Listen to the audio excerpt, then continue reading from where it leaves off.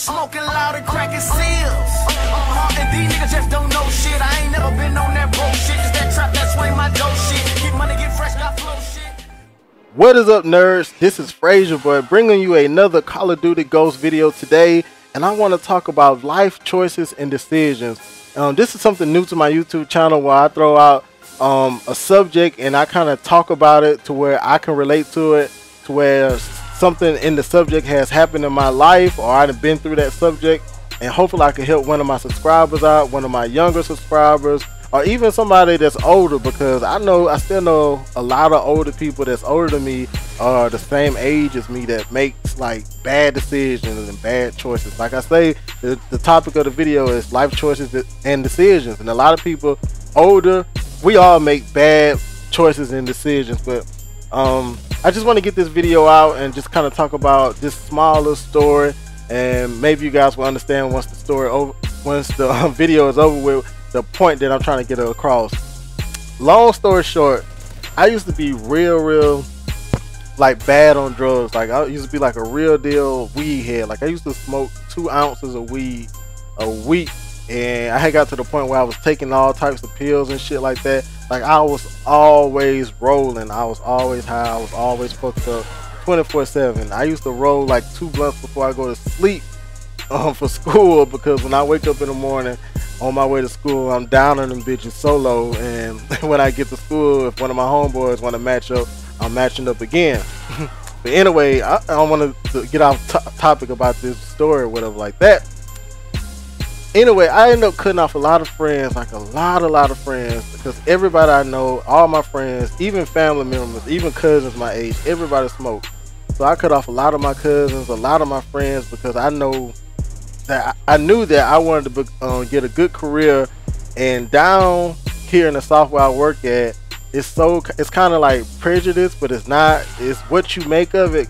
Because I don't want to throw the race card out there, because so many people do that. Life is all about what you can make of opportunities that you like take. Nobody gives you shit in life. You always have to take your opportunities in life. I had one guy one time in my clan. He wanted to start so bad on the team. He was like, why you just won't let me start? He's like, you never gave me a chance. I was like, you don't get a fucking chance to start on the team. You take your chance to start on the team. And he just wasn't feeling that, so I had to kick him off the team. But anyway, so I ended up cutting off a lot of friends. But back in high school, I used to be in this real big local rap group, and I was like the producer, and every now and then I would get like on a song and I would rap or whatever like that. I was really into rap and music and shit like that when I used to smoke, and I was loving making beats. I was loving being a part of people albums and projects and stuff like that. This wasn't just like mixtapes where you rap on other people's beats. People would literally come to my house, because I had my own studio in the house, and make real deal local albums and shit like that. And I was part of this rap group, and I'm gonna say rapper number 1, because I don't want to say people names because it's like a true story right here. Rapper number 1 was like a real big local rapper, like for all the high schools and shit like that. He was blowing up. I was working on every project that he made, and my name was on every project. I was on every project rapping and shit like that. But rapper number 1 introduced me to another guy named rapper number 2. Rapper number 2, we all went to school together and shit like that. And rapper number 2 was real cool, real good guy and stuff like that. I always been cool with him. Lot of songs with him. I always loved his vibe in the studio and stuff like that. But anyway, I end up cutting everybody off, and I stopped fucking with a lot of people and stuff like that. And long story short, I always kept in touch with rapper number 2 on Facebook, because I always respected him like as a real dude, because I know he was really about his business, and I did a lot of bad stuff, and I knew I had to get away from everybody. But I ended up running into I talked to rapper number 2 like 2 to 3 weeks ago on Facebook. He was congratulating on me becoming a daddy, and we was just talking, catching up. And I ended up running into him at the barbershop in the hood on Friday. I always go get a lineup with my dreads and stuff like that. So I ran into him at the barbershop. He was like, man, I didn't want to tell you on Facebook or like that, but I was dead for like 2 days. I was like, well, like what happened? He was like, man, some niggas tried to rob me or whatever like that. He's like, I got shot 3 times, and he lift up his pants leg, and I could see a big ass hole in his knee. Then he lift up his shirt, and I see a big ass, like he got a big ass hole in his chest, but the bullet is still stuck in his chest. And then he take off his hat, and then he showed me the back of his head, and my nigga got a big ass hole in the back of his head. He got shot in the head one time, shot in the chest, and shot in the knee. And I was like, damn. He was like, man, Josh, you did the right thing by like just trying to change your life and focus on your family and try to get you a career and shit like that.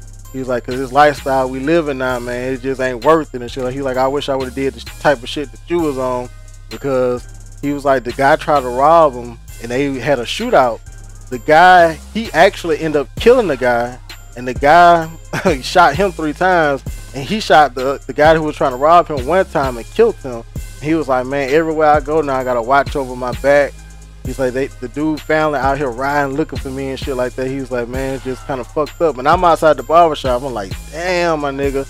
But this video wrapping up, and I just don't want to get too off subject or just put out too much information about that, because it's still like an open case, because he got to go to grand jury for this case and shit like that.